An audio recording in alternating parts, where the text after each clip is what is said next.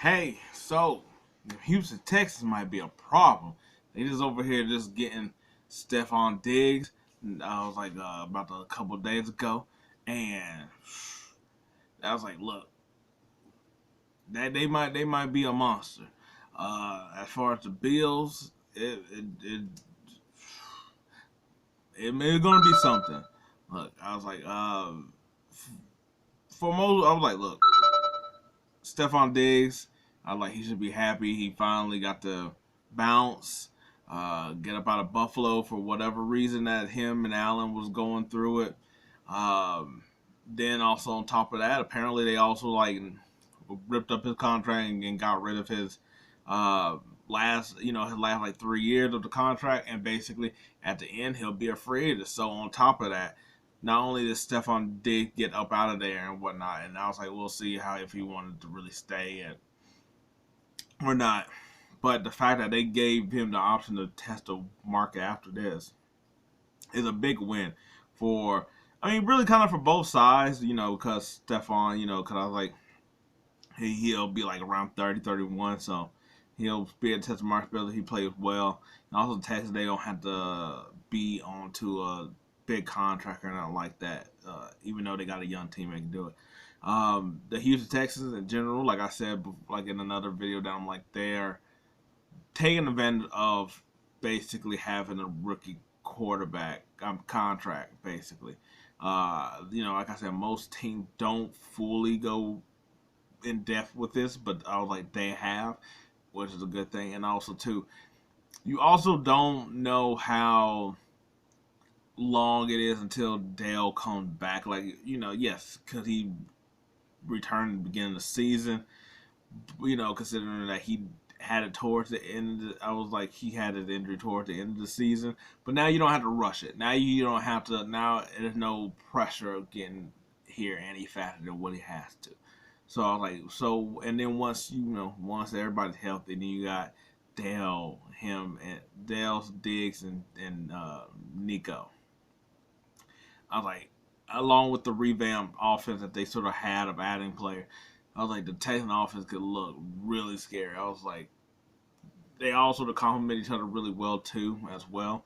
So I was like, had a chance to be really dope. CD Stroud, for the same reason I said above, basically. Now you got another target to go with the other two dudes, where it's like Dale was already having a really good rookie season, and Nico Collins came on, especially as we got later on in the year, and he started to basically show that he could be like a number one dude. Guess what helps the team? Another type number one wide receiver. And then we get to the Bills, and to be honest, I thought Diggs would probably play one more year and they would get rid of him. To be honest, I didn't think they was going to be like that. They were just going to play out his contract and not like that. But I just thought they'd give it one more year, so that way in the draft they could get a receiver. He could sort of come along as he still has Diggs, and then get rid of Diggs. Nope, and we'll see if they go with that in the first round. They might not. I guess it depends on who maybe is around at that time.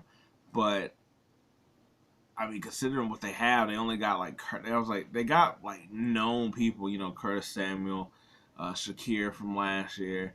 I was like, but then it's a whole bunch of people that's like, like KJ Hamler, who I was like, well, with Bronco, but he been hurt like several times. And Isabella, and I was like, he didn't really do much with the Cardinals. And I was like, so it was like, cool, you're gonna get a rookie receiver to come in to help with those. Okay, cool. I'm like, there's nobody else they could really go after either. So I was like, we're gonna see how well Josh Allen's going to be playing this year. And it's like I get maybe doing the sort of like Kansas City model where it's like we're gonna get rid of our top guy and build another spot because they still got Knox and they still got Kincaid. So and they both can be played on the outside where it's like they're not just normal regular tight ends. You're gonna have to split them out wide and stuff. So that's going to be a big help, but you still need somebody to show up. You still need to draft somebody. You still need somebody to be there. And I was like, we'll see what they do in the draft. Cause that is an option of what they do. And well, maybe they'll be. Maybe they can finagle their way in something with the market. Cause I was like, they also like picked up Mac Hollins as well too. But he's a good 3. But I was like, other than that, maybe they might just play a role where they might just try to get enough 3s around that can do something. We'll see how that goes. But the Texans are a problem. I was like, unlike the Bengals, who you don't ever know really about Burrow. I was like, the Bills, I was like, they are taking a step down. The Ravens, I was like, they'll be around. They're always going to win the amount of consistent games. But I was like, they also have had some pieces on their offensive defense take it. And then also, once the playoffs hit, you never know how they're going to be. The Texans, I feel like, okay, well, we know at least if everybody sort of plays how they're supposed to, how they're going to be. But anyway, I was like, that's it. I was like, we're going to see. Hopefully we get something else about maybe whatever happened with Diggs and them for this season. Cause I was thinking it's really weird and nobody has had anything. There's been nothing really to ever come out at all, too. And that's sort of shocking that there hadn't even been some type of lease or anything. But anyway, I was like, and we move on for this. I was like going further into off season. Draft time is coming up, so we'll see what the Bills do here soon. But anyway, until next time, out.